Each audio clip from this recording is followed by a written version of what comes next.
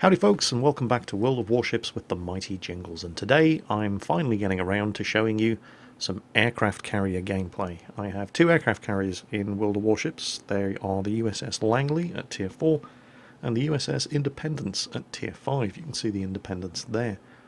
The Langley was actually a converted collier. It was used for transporting coal, and they fitted it with a flight deck and said, wow, this works, you can actually launch aircraft from it.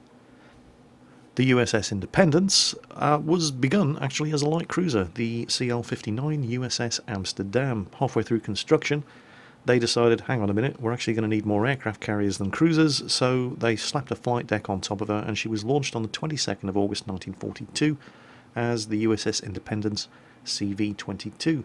She served throughout the remainder of the Second World War, fighting the Japanese in the Pacific Theatre of Operations, and was decommissioned on the 28th of August 1946. She earned 8 battle stars for her World War II service, but even after decommissioning, the US Navy weren't quite finished with her. She was sent to Bikini Atoll in July 1946 as part of Operation Crossroads, atomic bomb testing. She was positioned half a mile away from Ground Zero, and an atomic bomb was set off. She actually survived. She didn't sink, although her superstructure, her island and her funnels were blown completely off, and she was highly radioactive, but she didn't actually sink. They towed her to Pearl Harbor, ran some tests and said, yep, she's definitely very radioactive. Then they towed her to San Francisco, ran some more tests and said, yep, it's confirmed, she's very, very radioactive. And then in 1951, they towed her out to sea off the coast of San Francisco and put her out of her misery. So that was the USS Independence. So, what do you need to know about aircraft carriers in World of Warships? Well, first of all, you do actually have to take some time setting them up before you hit that battle button at the top of the screen, and you definitely don't really have to do that in any other class of ship in the game. Once you've unlocked the various different modules to your satisfaction on your destroyers, cruisers and battleships, you're pretty much good to go in every game you play from there on in. That's definitely not the case with aircraft carriers, and I'll show you what I'm talking about. The flight control module determines which mix of squadrons you're going to have embarked on your carrier when you hit that battle button. As you can see with the stock flight control module, on the USS Independence you will have 3 squadrons, 1 squadron of fighters, 1 squadron of torpedo bombers, and 1 squadron of dive bombers. Unlocking and equipping the second flight control module shifts that lineup to 2 fighter squadrons and 1 dive bomber squadron, and unlocking and equipping the third flight control module shifts the lineup again to 2 torpedo bomber squadrons and 1 fighter squadron. So what you can't do is pick exactly what kind of aircraft you have embarked on your carrier. You can't have 3 dive bomber squadrons or 3 torpedo bomber squadrons or 3 fighter squadrons, but instead you get to pick from 3 different types of loadout, with the stock default loadout being general purpose, the second loadout being very defensive, lots of fighter squadrons, it's an air superiority loadout, and the third and final loadout being very aggressive, lots of torpedo bomber squadrons with a nominal fighter escort. So you've picked your aircraft lineup, you're queued up for your very, very first game in an aircraft carrier ever in World of Warships. You've got your USS Langley set up with your preferred mix of aircraft squadrons. The game starts, there's the ship. What you're probably not expecting is this. Yep, because when you're driving an aircraft carrier in World of Warships, you suddenly start playing a top-down, real-time strategy game. Now, that is going to be a bit of a deal-breaker for a lot of people. And this is the reason why I haven't shown you any carrier gameplay before, because it's not particularly interesting to watch. It's, at least in the first half of the game, it can get quite frenetic and exciting in the later stages of a battle, particularly if you're losing, but at least initially, it's just not very interesting to watch. And it's not too interesting to play either. At least in my opinion. Obviously, I can't speak for all of you. But at the end of the day, that's why I do these videos, so you can see what it's like before having a go yourself. Or deciding whether or not you even want to have a go yourself. Anyway, what's important on this map screen? What do you need to be aware of? Well, you have over in the bottom left corner of the screen exactly the same ship health indicator and compass with your speed indicator as every other ship in the game, so you'll at least be used to seeing that. The thing that takes the most getting used to when you're playing an aircraft carrier is that, unlike every other ship in the game, you're not taking direct control of the aircraft carrier. You're not directly steering the ship and setting the throttle and so on and so on. Although you can if you want to, and in some situations it's better if you do. But for the majority of the game, rather than directly steering the ship, you're just treating it like any other unit under your command in a real-time strategy game, and you're setting a bunch of waypoints on the map which your ship is going to follow. So having that kind of hands-free control of your ship just leaves you free to direct what you're going to do with your aircraft squadrons. And that's what you're going to be spending the majority of the game doing. Now, in this game I have 2 torpedo bomber squadrons and 1 fighter squadron. Each squadron consists of 6 aircraft. Now, you don't just have those 18 aircraft available to you, you also have reserves in the hangar of your carrier. Now, if you have a look at the bottom of the screen next to the 3 aircraft squadron icons, you'll see a couple of numbers, and those are the number of reserve aircraft that I have available to replenish losses that those aircraft squadrons suffer. The bigger the aircraft carrier, the bigger the hangar, the more reserves are available to you to replenish your losses from. And also, when you research the hull upgrades for the carriers, it also generally increases the size of the hangar and gives you a few more reserve aircraft to bring into play when your squadrons start taking losses in battle. One thing that you need to know about your fighter squadrons is that they do not have an unlimited amount of ammunition.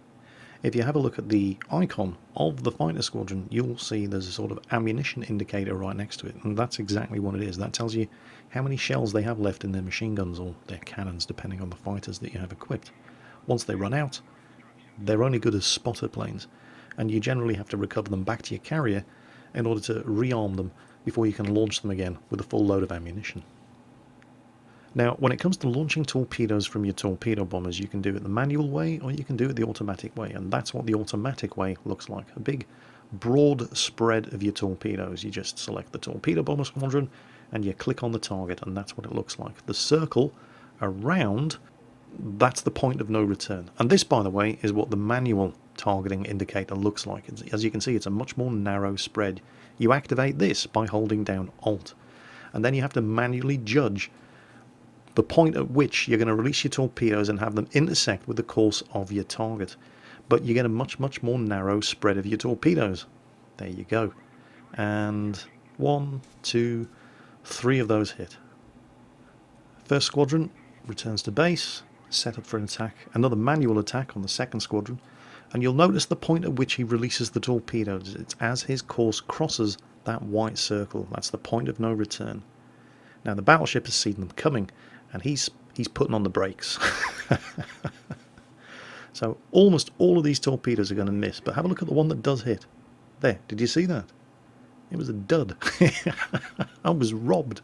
I actually hit him with one of those torpedoes and it did no damage. I demand a refund.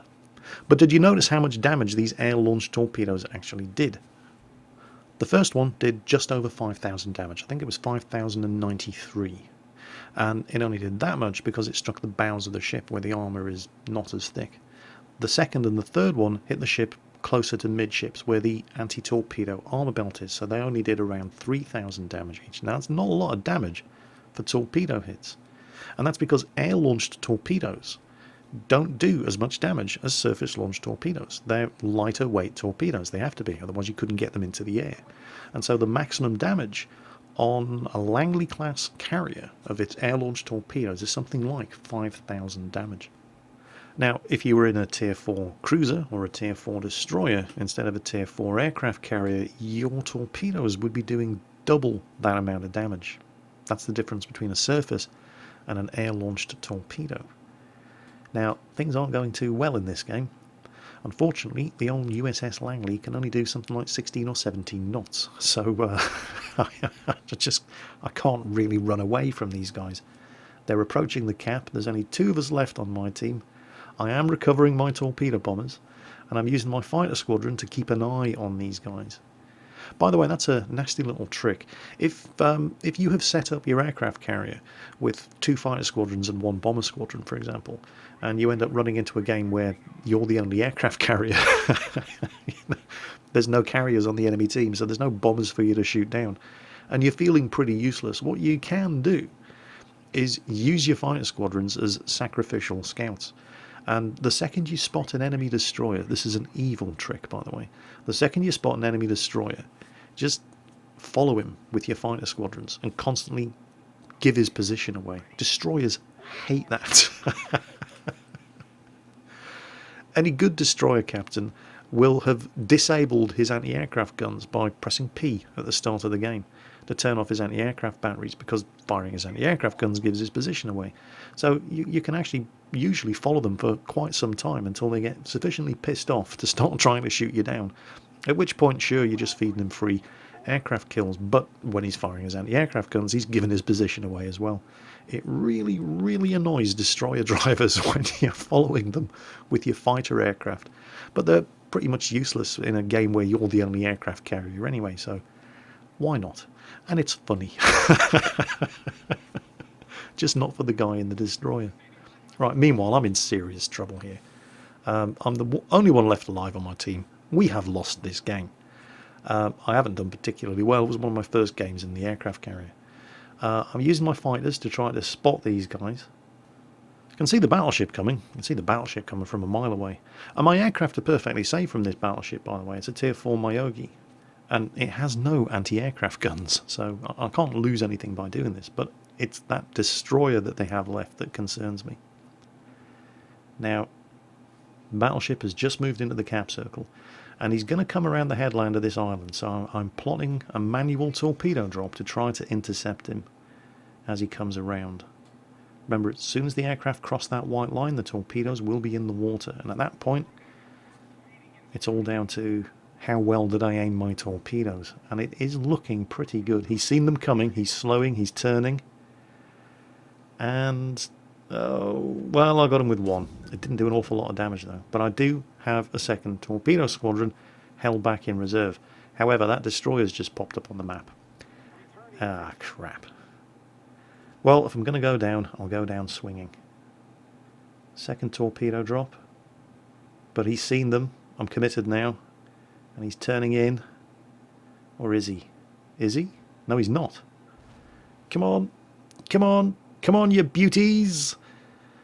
There's one, there's two, and once again, dud torpedoes. See that? There's only 2 torpedoes missed. You can see the tracks in the water. So 4 of them hit, because I launched 6, but I only saw 2 explosions. I was robbed again. But yeah, I have other problems at the moment. That destroyer's closing in. So what I'm doing now is I'm taking manual control of the ship. I'm not just relying on setting waypoints anymore while I recover those torpedo bombers. My fighters are useless. I can't kill a destroyer with my fighters. And it's very, very difficult to hit a destroyer with an air-launched torpedo if the destroyer captain is paying any attention. So I've already recovered, and I am rearming 1 squadron of torpedo bombers. Second squadron is on its way. If he sets me on fire by firing high explosive shells, I cannot launch or recover aircraft. But he's not. He's setting up for a torpedo run, and this is why I'm now manually controlling in exactly the same way, only from a top-down view, that you would control any other ship in World of Warships. The battleship's opening up at me. He hit me. Do you see how much damage that did? That's the difference. That's that he did 4 times as much damage with 2 torpedo hits, because they're surface-launched torpedoes. But I get the fire and the flooding under control. I managed to get my torpedo squadrons airborne. It's just about... there it is, it's launched. And I don't have time to do a manual torpedo plot, because I'm steering the ship with one hand, trying to avoid gunfire and more torpedoes. So this is a manual torpedo drop on that destroyer. And if he'd been paying any attention whatsoever to what was going on around him as I'm steering to try to avoid, because any one of these is going to kill me, and I do manage to avoid all 4 of his torpedoes. My torpedo bombers, nice big wide automatic aim spread there, and he sails right into it.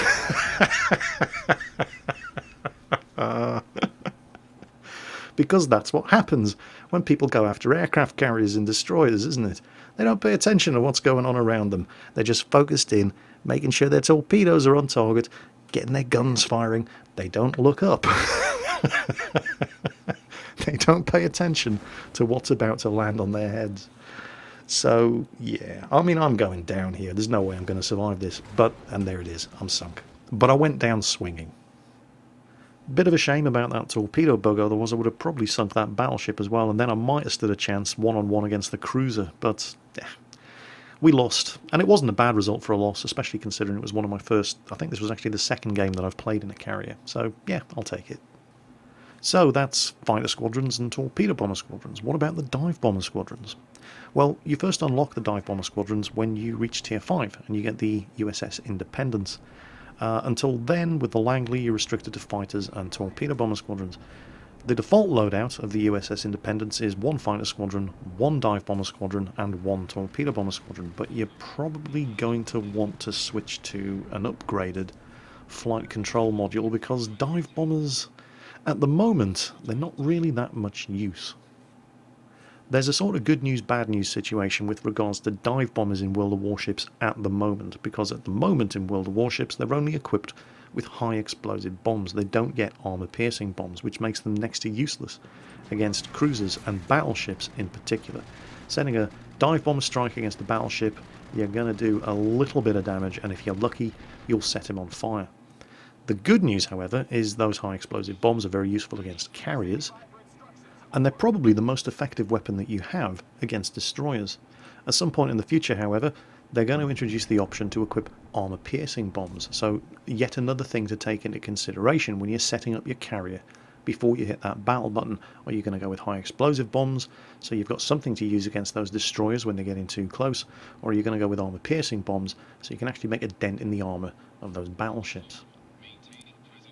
I must admit, I don't see that many dive bombers. They tend to just be the guys that have unlocked a ship and they've got the default lineup that includes the dive bomber, and so they use it until they've unlocked a more advanced flight control system.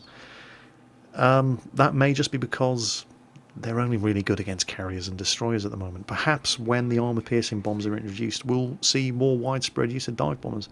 The other good thing about the dive bombers is that you don't have to mess around with manual or automatic aiming. They're literally just fire and forget weapons. You select the dive bomber, you click on the target, the dive bombers go ahead and do their thing, and then they return to your carrier to be rearmed, as that rather unfortunate destroyer driver down there just found out to his cost. Unfortunately, in this particular game, I had elected to load out my carrier with 2 fighter squadrons and 1 dive bomber squadron, so I'm not going to be sinking any ships in this, but rather I'm going to be protecting my team from enemy aircraft. Unfortunately for me, the tier 6 carrier on the enemy team had the same idea, and he's tier 6 and he carries better fighter aircraft than I do, so he managed to shut me down quite effectively. My back's right up against the wall here. Look at these torpedoes.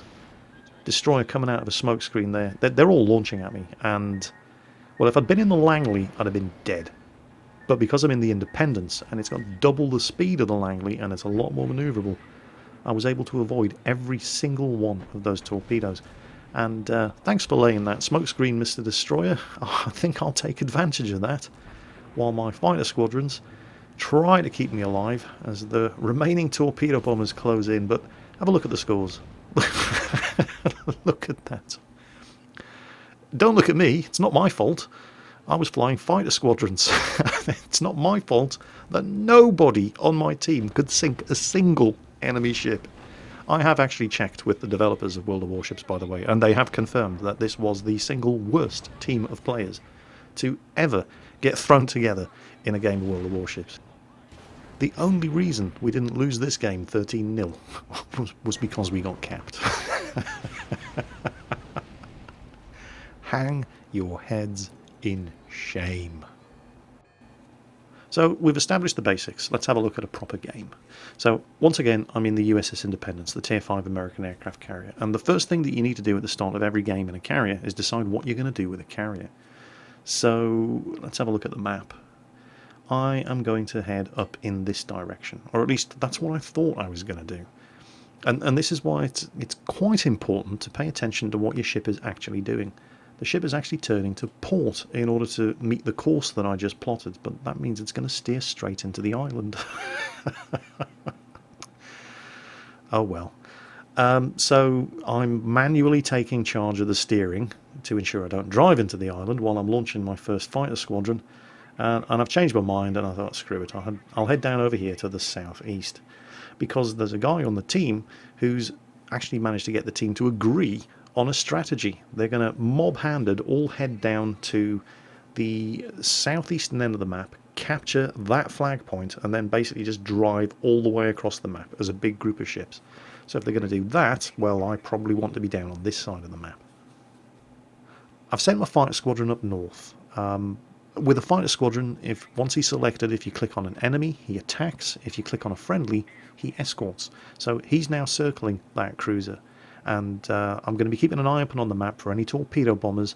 And the second I spot them, I'm going to vector the fighter squadrons to go and intercept. Now that's a little bit of a risk, because it means that the fighters are not escorting my torpedo bombers. And my torpedo bombers are going to be a big juicy target for the enemy fighters. So I need to pay attention, particularly for enemy fighters, because my torpedo bombers are going to be vulnerable. Now, targets are starting to pop up. That's a Congo-class battleship. Yeah, okay, he's looking good. What's this? That's a cruiser. What kind of cruiser is it? Let's have a look. Oh, it's only a Kuma. Now, the Kuma doesn't have much in the way of anti-aircraft armament, so he would be a decent target for my torpedo bombers. But he's getting hammered. He's basically sailed face first right into the main body of our fleet, so I don't really need to worry about him. This Congo, on the other hand, look at where he's driving, coming in between these two islands, which is going to severely restrict his ability to maneuver to the left or the right. Meanwhile, we've just spotted incoming torpedo bombers, so I've selected my fighters and I've sent them off to get those. Now, the torpedo bombers are no threat to my torpedo bombers, so I can quite happily fly past them without having to worry. And the Kuma doesn't have much in the way of anti-aircraft guns, so again, I can fly past him without having to worry. And let's see what we can do about this Congo. Now, I triggered this attack just a little bit too late.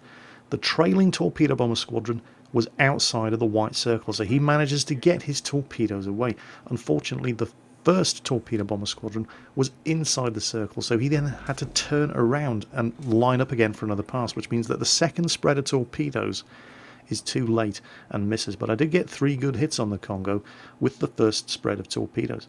I'm now recovering those torpedo bombers, and because I have moved closer to the action, it's not going to take me as long to get those torpedo bombers back, turn them around and get them into the air again. This is not like artillery in World of Tanks, where you can often sit right at the back of the map or in the corner of the map and just firing at targets right the way at the other end of the map, because when you're doing that in artillery in World of Tanks, you don't have to recover the shell and reuse it again afterwards. You have to do that with your aircraft in World of Warships.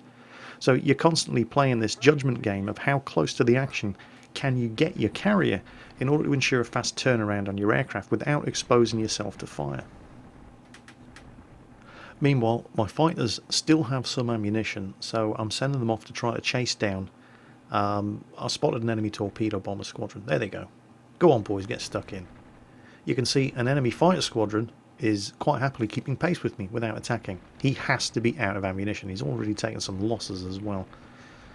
My fighter squadrons have also taken some losses, but I have more than enough reserves in the hangar of the carrier, and now I'm out of ammunition, and I have to recover the fighters as well. But did you see that? 2 torpedo bomber and 1 fighter squadron, all of them out of ammunition, all of them heading in exactly the same direction. They've just told me exactly where at least one of the enemy carriers is. So I'm going to bear that in mind for future reference. Meanwhile, I've managed to recover my torpedo bombers. My fighter squadron has taken some losses. It's out of ammunition. That's on its way back as well, but you can see down there I have plenty of reserves available to replenish the fighter squadron. My fellow carrier over here, he's obviously stock. He's launched a dive bomber squadron. He's got 1 fighter squadron up, so he's probably also got 1 torpedo bomber squadron. Now I'm turning my torpedo bombers around, and this was the benefit of getting closer to the action. It's taking me less time to turn these things around and get them back in the air again. Now, oh, look at that. What a target. Do you see those 2 battleships? Look at that. And there's the Congo that we put 3 torpedoes into. He's taking Billy big steps in the other direction now, as just about everybody is shooting at him. So that was nice. I've got 1 torpedo bomber squadron in the air. 2nd torpedo bomber squadron is launching. Come on, get over there. We need to sink these battleships. My fighters are recovering. Fine, yeah, they're recovering to the carrier. I don't need to worry about him. Let's go and see what we can do to these battleships. Now, I'm probably not going to be able to sink them, because air-launched torpedoes do half the damage of surface launched torpedoes, and unfortunately these two guys have managed to split themselves apart. Can you imagine what a well-aimed spread of torpedoes would have done to those two when they were busy ramming into each other? Well, anyway, if it only had been a minute earlier. But yeah, he's getting a little bit too close for comfort, so I'm going to turn the carrier around and steam off in the other direction. And let's see, who are we going to go for? I like the look of this guy. If he's going to head for the gap in between those two islands. That means he's not going to be able to turn. So, first squadron, they're already committed. Second squadron, going to aim just ahead of him. And off they go. There's the first spread. Oh, it's almost perfect. Come on, come on. 4 hits, yes! The second spread, yeah, not so much. Far too far ahead. But hey, he managed to shoot one of my torpedo bombers down, which means I only got 5 torpedoes in the water, and only one of them missed.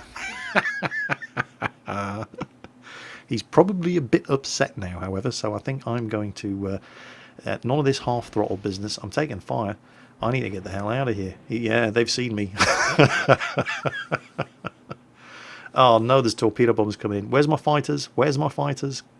I send my fighters after him, but it's too late. I should have seen them coming earlier. At best, they're going to shoot one of them down. But the Independence has pretty good anti-aircraft armament as well. So, manual control of the ship again. Full reverse throttle. He's already launched the torpedoes. We've managed to nail one of them. That means there are only 4 torpedoes in the water. He's going to lose all of those torpedo bombers, but they've done the job, and I managed to only take 1 hit from the torpedoes. Immediately used my damage repair ability to stop the flooding. Full throttle once again because there's a very angry battleship chasing me. My fighters are victorious. I'm going to bring them back. They still have some ammunition. Screw that. Second wave of torpedo bombers coming in. Off you go, boys. Do your stuff. Meanwhile, I am recovering my torpedo bombers, and I am steaming full speed. And this thing will do 34.5 knots because it's based on the hull of a light cruiser. And I am doing full speed away from that very angry battleship behind me. Although the battleship has problems of his own because there was a destroyer steaming around the headland of the island ready to put a broadside of torpedoes into him after I had finished with him. I'd check, but I do have other things to worry about at the moment. Let's have a look. Go on, boys, get those torpedo bombers. Fighters are doing their thing. They still have ammunition. And don't forget, once those guys get close enough, the Independence does have a very respectable anti-aircraft armament of its own. And there's some fire coming in from that very angry battleship behind us. My fighters are out of ammo. Alright, manual control of the ship again. Let's wait for it, wait for it, wait for it. Now, full reverse throttle. Torpedoes in the water. Only 2 aircraft survived. Only 2 torpedoes in the water. I can dodge 2 torpedoes pretty easily. And judging by the spread, it looks like an automatic drop. So, yeah, easy to avoid those. Careful, don't want to run into it. Wait for it, wait for it. Now, full throttle. Okay, let's get out of here. And let's get these torpedo bombers back in the air and deal with that battleship who's chasing us halfway across the map. I'm ahead now, so he's now firing at the carrier behind me. And he's launching 1 squadron of torpedo bombers, but it doesn't look like... It looks like he's run out of his reserves, because those guys... That's an understrength squadron. And, oh, it looks like... Well, yeah. That battleship isn't looking very healthy. I suspect he did take a couple of more torpedoes from the destroyer that I saw making an approach on him as I finished my first torpedo run. And, oh, enemy fighters. Okay. My torpedo bombers are under attack, but I've managed to relaunch my fighters. The other carrier with me also has a fighter squadron and a dive bomber squadron, so we're all vectoring our fighters after these guys. First fighter squadron up there's taking some losses. It looks like he's trying to break and disengage. Second fighter squadron comes in, so I vector my fighter squadron against them. The torpedo bombers are in the clear. Other carrier is going to get there first. So he's got dive bombers. He's got an understrength torpedo bomber squadron. My boys are all in the clear. Looking pretty good. We're going to hang around. I'm not going to attack immediately because that guy is on very, very low health. Let's see what the dive bombers do first. They're taking anti-aircraft fire. That is a Congo-class battleship. And he's shot one of them down. It's got very good anti-aircraft firepower. Dive bombers, they don't do an awful lot against battleships. His torpedo bombers are making a run. That looks like a pretty good spread. It does look like a pretty good spread, but it's an automatic spread. You can tell by the spread of the torpedoes. And that looked like one hit, but it's not enough to put him down. So it's my turn. I'm not going to need both squadrons for this. My fighters are out of ammunition, but they've managed to shoot down the majority of that enemy fighter squadron. I don't really have time here for anything other than an automatic drop, as I'm trying to evade those fighters and send my remaining torpedo bomber squadron north. But come on, boys, come on. Got him. We got him. We sank the Congo. It only took one torpedo. He was on such low health. So I'm recovering the fighters, getting them turned around in case I need them. I'm recovering one squadron of torpedo bombers. The second squadron, which I held in reserve because I didn't need to use it against the Congo, is now free to go and get himself into more trouble. And we have spotted an enemy battleship. And it's a tier 4 battleship. It's a Miyogi. And what does the Miyogi not have? That's right. Anti-aircraft guns. So I can take my time about this and make sure I get it right.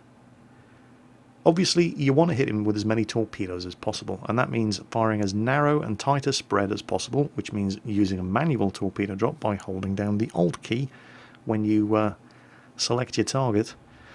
And you want to be firing those torpedoes into the broadest side of the ship to ensure that as many of them as possible hit. Now that does mean, of course, that you're going to be hitting, particularly when you're firing at a battleship, you're going to be hitting his anti-torpedo armor belt. So your torpedoes are never going to do full damage, but it's always better to hit him with more torpedoes, because every torpedo that does cause damage has a chance of starting flooding, which is all just bonus damage. And here we go. I'm about to commit, and he's turning, he's seen me. Damn it. I was kind of hoping that he would have been distracted by the ship he was firing on at the north and he wouldn't have seen me coming, but he has seen me coming. He's slowing, he's turning in towards the torpedoes. How many am I going to hit him? 1, 2. That's not bad, I suppose. Close enough for government work. Oh, fighters. Okay, well, the torpedo bombers that you launch from the Independence, by the way, the upgraded versions, do actually have a tail gunner. And so they're not completely defenseless against fighters. I mean, they're still completely outclassed by fighters, but in this event, while I'm busy scrambling fighters to go to their rescue, they do actually manage to shoot down. There you go. They do manage to shoot down 2 enemy fighters. And the squadron that they were shooting at only had 2 fighters to begin with, so yay, not bad. And that's pretty much it for the end of this game. We never did find that enemy carrier, and that battleship ended up being sunk. So that is carrier gameplay for you in World of Warships. I have to admit, I don't really like carrier gameplay in World of Warships, which is why this is the first time you've ever seen me show you any carrier gameplay in World of Warships.